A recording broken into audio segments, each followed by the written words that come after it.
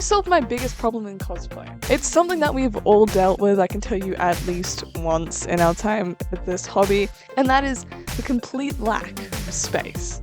Because I can tell you that I've been doing it for like 5 years. I'm very slow and I make like only 2 costumes a year maximum, and trust me, my house is full. Every corner and crevice you can find a costume, there is probably some random piece there that you would never even have seen before. So today I'm going to show. Hang on. Yeah? Yeah, no, I'm making the video about. Don't say that I'm lying. Okay, bye. Yeah. So I'm actually solving my second biggest problem in cosplay. I made a simple A-frame with a hanger up the top, a net, and then some space for storage. And to be honest, that's what works for me at the moment. So instead we might be doing a different thing. So imagine this. You're getting ready to cut. You've got your cutting board, your foam piece, and of course your knife ready to go. And you can cut an abundance of... Okay, come on. You can do it. Yep. There we go. Well done.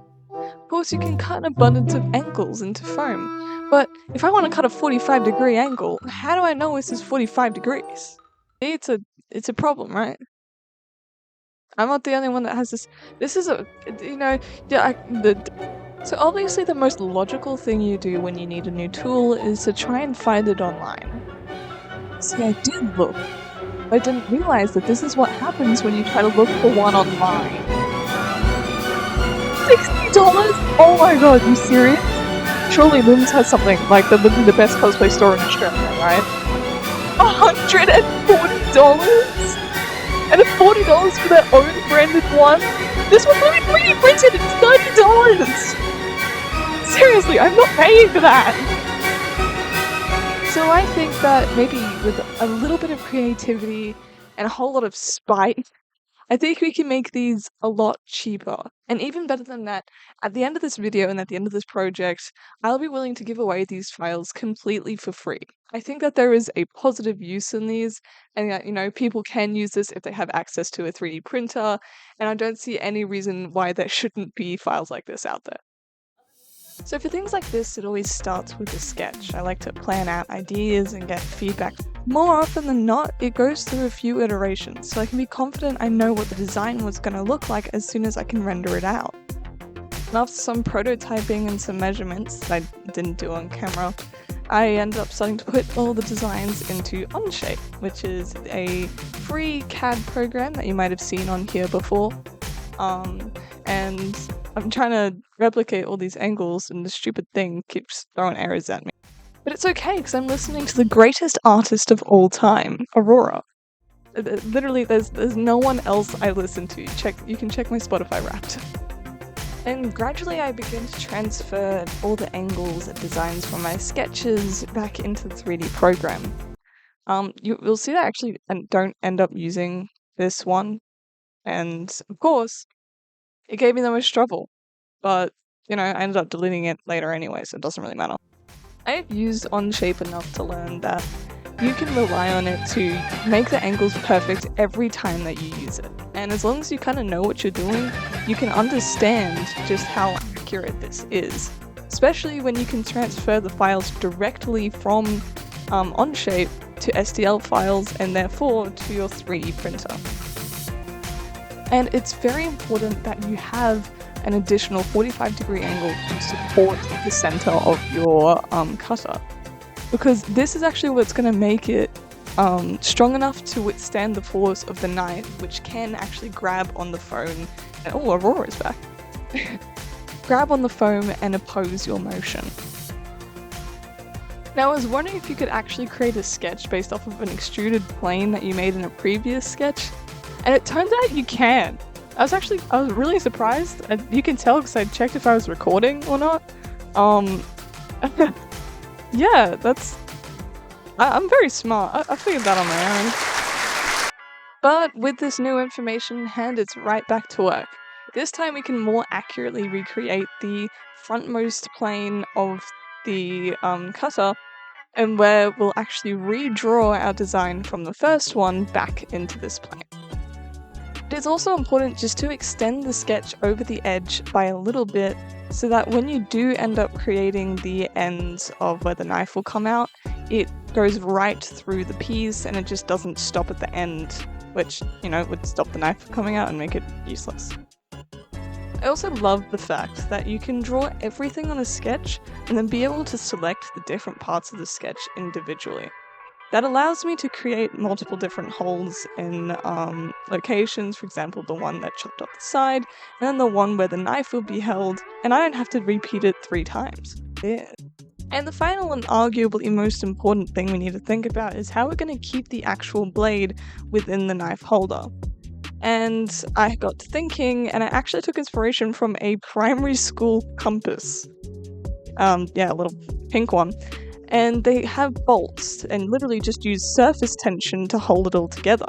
I thought it was super clever and it'll be super available for anyone that has bolts in like a toolbox.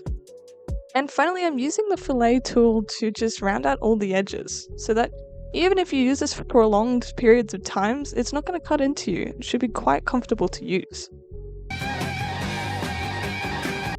I did also initially throw the file into Blender so I could try and make a nice place to put your thumb into, but it ended up like destroying the thing, so I decided not to. And after a 3-hour print, it actually turned out pretty good, I think. It looks very neat, the way you grip it is very comfortable and quite obvious, keeps you safe so your hand is always out of danger. I feel like this design's pretty solid. And the only assembly required is just to heat up this bolt and put it right where the hole is. And so finally, with the bolt in, it's time for my new little creation's first test run.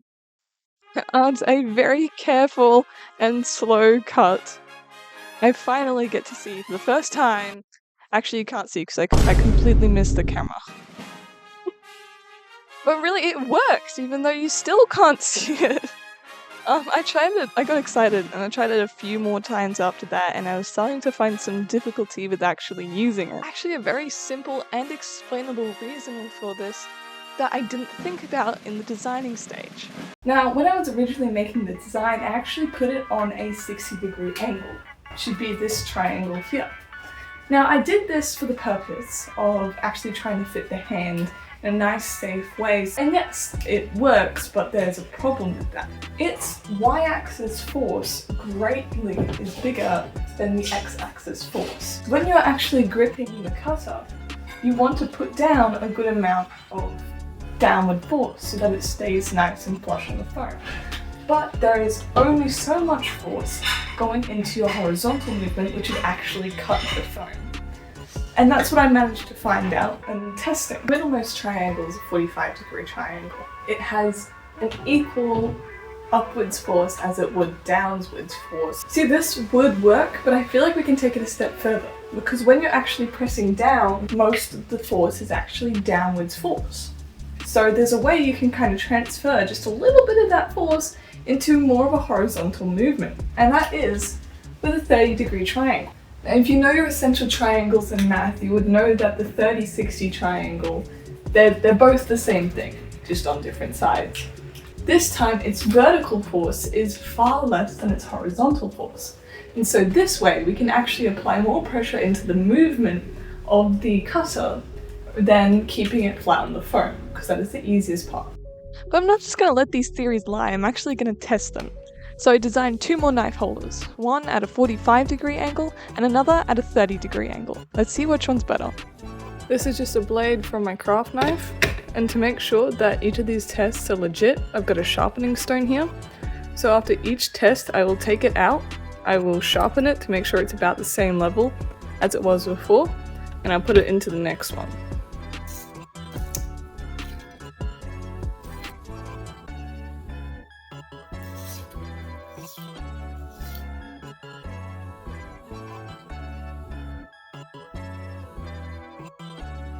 I see that the bolt holds it in enough so that if you give it a light tug, it doesn't move upwards or downwards. I think you can allow a little bit of room to wiggle from side to side.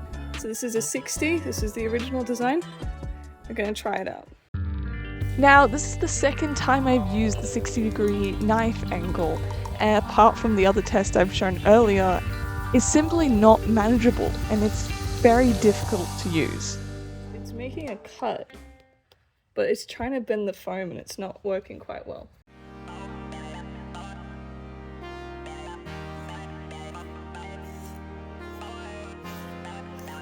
Please be very careful when you're putting the knife in.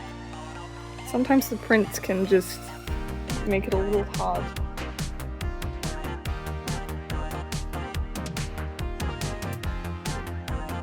Nice pull, yep, we're in. Same piece. Go try this again. Now with the 45-degree angle, there is a massive difference just within the 15 degrees. Trust me, you actually cut through the foam with so much ease, like you're just holding the knife yourself, and the results are exactly what you want. Perfect 45-degree angle cuts. And I know I can't get to the bottom, I'm sorry. Oh my gosh. But immediately you can tell that it's so much easier to do.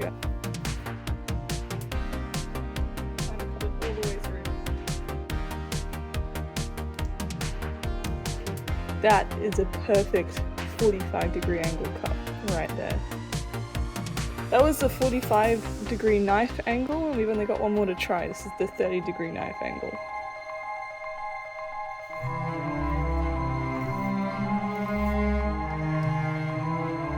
Alright, and this is the 30-degree angle one. Same frame piece. That's so cool.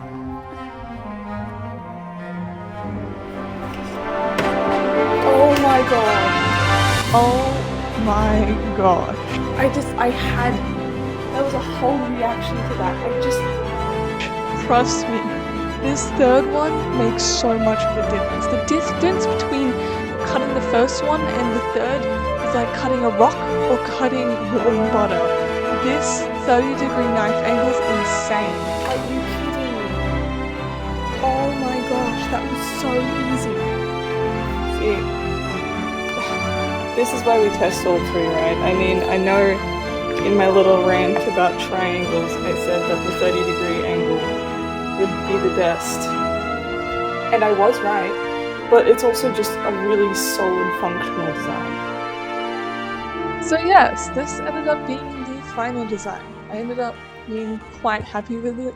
I feel like it's super practical, it's super simple in the way you use it, and it's obviously quite easy to make. I'm gonna hold the promise that I made at the somewhat beginning of the video, and that anyone that wants the files and has access to a 3D printer, I feel like just feel free to ask me, I'll be more than happy to send it to you.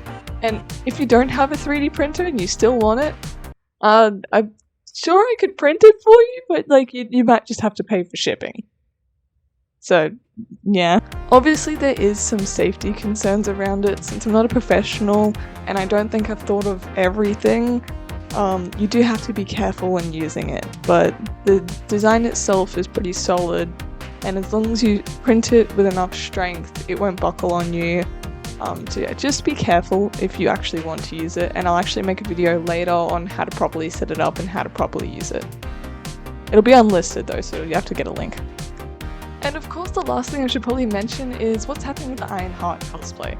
Don't worry, I haven't given up on it, I'm just taking a bit of a break because I have run out of foam for the moment, and so I can't really build anything. Yeah. But I'm starting to model up all the pieces in Blender. I decided to try and design the whole costume first, get a solid idea on proportion and some problem solving on what the pieces are going to look like before I even begin making it. And it's probably going to cut down most of the design process for when it's actually being built. And at the same time, I've been teaching myself Pepakura, which is going to make making foam patterns so much easier. I'm not gonna have to go through that ridiculous process of building stupid paper files from free programs. Yeah, I paid the license so I could get Pepakura. So I'm excited to use that too. It should make the rest of the process much easier. This is by far the biggest video I've made, like, in any of them, and it's a lot of effort I put into this video. So if you have any feedback for the video or the thing that I made or anything, please put it in the comments. I know that in cosplay and most other things, feedback is really hard to come by. And otherwise, I hope you enjoyed. I think I ended up having a lot of fun with this video and ended up learning quite a lot too. I'm hoping to bring that back into other videos at some point, but yeah, I think that's it for this one. And new Ironheart content from me coming soon, hopefully.